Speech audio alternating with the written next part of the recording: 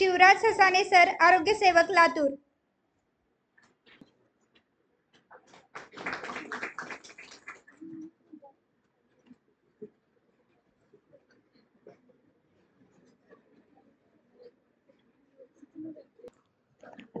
सुरुवातीला तर माझा परिचय देतो.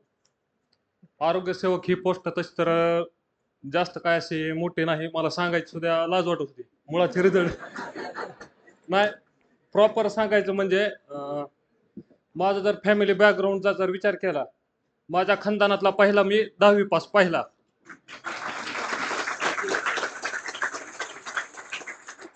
12वी पास बी पहिला आणि ग्रॅज्युएशन बी पहिलाच. आणि ग्रॅज्युएशनच्या पुढे मी काय शिकण्याची इच्छा होती, पण फायनान्शियल जी स्टॅबिलिटी असते ती काय नव्हती. मला ग्रॅज्युएशन कंप्लीट केलं, जॉब केला म्हणजे माझं जे एज्युकेशनल जे बॅकग्राऊंड जर पाहिलं तर 3 बहिणी आणि मी चौथा होतो.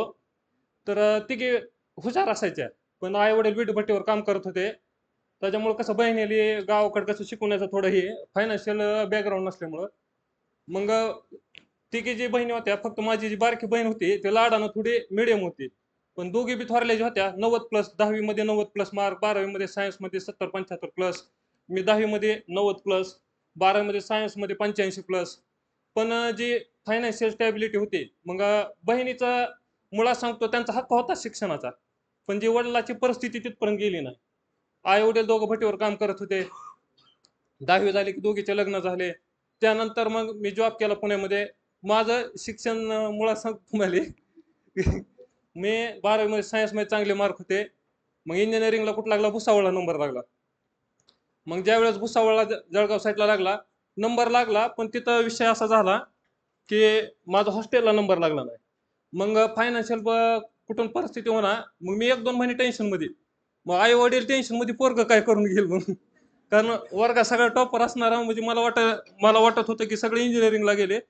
मग माझं कसं, मग मी मला जाऊ द्या, नाही तर नाही. म्हणजे मला थोरली बहीण जी होती, म्हणजे थोरली बहिणी मला जास्त सांभाळलेलं, कारण आईनं म्हणजे जन्म झाला की कसं कामाला जाण्यामुळे थोरल्या बहिणीनं सांभाळ केला जास्त.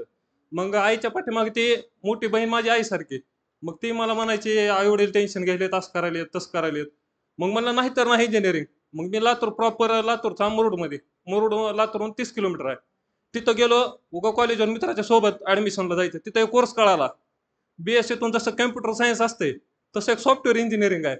मग मला आपण सॉफ्टवेअर इंजिनिअरिंग करायचं. कोणी काय करायला म्हणलं की सॉफ्टवेअर इंजिनिअरिंग, बीएससी म्हणायचंच नाही. इंजिनियर आहे ना, इंजिनियर आहे. मग मुळात बॅकग्राऊंड फायनान्शियल कुठं काय म्हणजे एज्युकेटेड नसल्यामुळे काय विषय झाला, कॅम्पस थ्रू सिलेक्शन झालं माझं. विप्रोमध्ये जॉबला सिलेक्शन झालं, पण विषय असा, सुरुवातीला 16-17 हजार रुपये पगार. मग त्याच्यामध्ये त्यांचं सगळं हे होऊन डिडक्ट होऊन माझ्या हातावर इन हँड 9-10 हजार असं येईल त्यांचं कोर्सेस वगैरे करून. मग गावाकडे काय देताच नाही गेलं. मग आई वडिलाची अपेक्षा काय असते, काहीतरी मुलगा देईल. मग ते झालंच नाही. मग मला काहीच माहित नाही, आता सॉफ्टवेअर इंजिनिअर हे जॉब करावं लागतं असं काहीच नाही, कोण सांगणारं बी नव्हतं. मग पुन्हा बँकिंग क्षेत्रात गेलो. मग बँकिंग क्षेत्रात लोन ऑफिसर झालो. मग लोन ऑफिसर मध्ये असं कसं लोकलला केलं, लातूरला. मग होम लोनला होतो. तिकडे रम्मा योजनेचे घरकुल सुटले. मग मित्र असायचे, मित्र माझं टेस्ट ठेवायचे लोनसाठी. मग तिथं असा विषय झाला, पगार मला 20,000 आणि इन्सेंटिव्ह यायचा 30,000. मग माझं चांगलं चालू झालं. मग मी फुल फॉर्म मध्ये, आता जॉब सोडायचा नाही म्हणलं, ही जॉब करायचा म्हणलं. मग तिथून केला 5-6 महिने. मग ज्यावेळेस घरकुल योजना कसं असते, ठराविक पिरियड असते. घरकुल संपले, फाईलच होऊन गेले. रोज मॅनेजर शिवाय मागे शिवाय फाईल होऊन गेले की चालू झालं त्यांचं टार्गेट. मग म्हणलं हे आपल्यासाठी जॉब नाही. मग थोडा विचार, मी ज्यावेळेस जॉब करत होतो त्यावेळेस मुलगा होता गडकर म्हणून, ती तयारी करत होते. मग मला वाटायचं म्हणजे थोडं म्हणजे मेंटली म्हणजे थोडं हुशार होतो, लय नव्हतं थोडं होतो सर. मग वाटायचं आपल्यासाठी ही जॉब नाही. मग थोडं त्यांच्यासंग आज सेमिनार करायचे लातूरमध्ये, हे ते त्या गोष्टी झाल्या. मग वयाच्या 25व्या वर्षी मी पहिल्यांदा त्या मित्रासोबत जाऊन म्हणलं जॉब सोडायचा आपल्याला.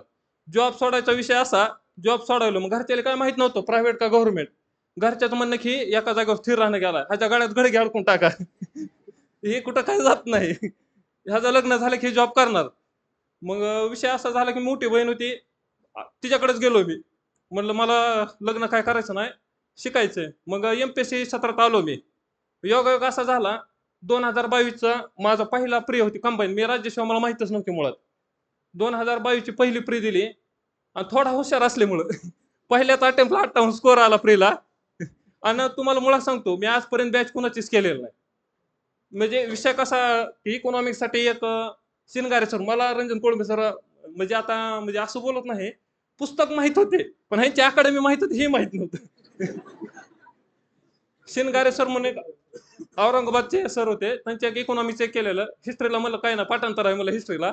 आणि तुम्हाला ह्याच एक सांगतो ह्यात फॅक्ट काय झाला मला एकच माहित होतं की इतिहास फक्त पाठांतर ह्याची बॅच करायची काही गरज नाही. इंग्लिशसाठी स्पर्धाग्रामची एक बॅच केली आणि 2022 ला प्रीला 58 स्कोर आला. PSI ला बसलो मी. PSI ची मेन्स दिली पहिली मेन्स बी क्वालिफाय झालो. ग्राउंडला बी गेलो इंटरव्ह्यूला बी गेलो आणि जी इतिहास मेजर फॅक्टर होता मला वाटायचं पाठांतर तिथं 10 पैकी मला मार्क आले 3.5. आणि माझा रिझल्ट गेला 4 मार्कर फायनल. मग म्हणलं आता लय बिघडलं म्हणलं आपलं. मग मग त्याच्या अगोदर एक सांगतो PSI चा रिझल्ट लागला 1 ऑगस्टला आणि 30 जुलैला म्हणजे 2 दिवस अगोदर 30 जुलैला आरोग्य सेवकचा रिझल्ट आलेला होता. त्याच्यामुळे थोडं कुठतरी सहानुभूती होती.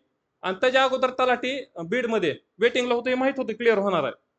पण विषय असा झाला की वेटिंग क्लिअर होता होता आता वेटिंग क्लिअर झाली. मग आणि ती वेटिंग क्लिअर व्हायच्या अगोदर राज्यसेवेला 112 स्कोर आला.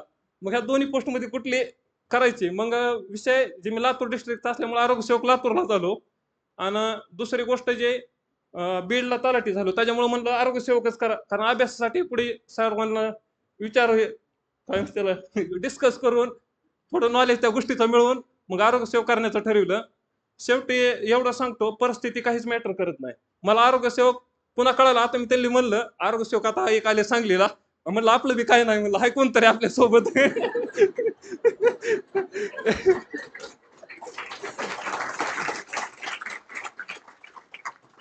म्हणजे विषय आणि आरोग्य सेवक मला माहिती बी नव्हतं मुळात. मित्रांनो फॉर्म भरला मी इंटरव्ह्यूला म्हणजे स्कोअर माझा काय झाला मेन्सला तळ्यात मळ्यात आला. पहिला पेपर माझा जास्त गणला मराठी इंग्लिशचा.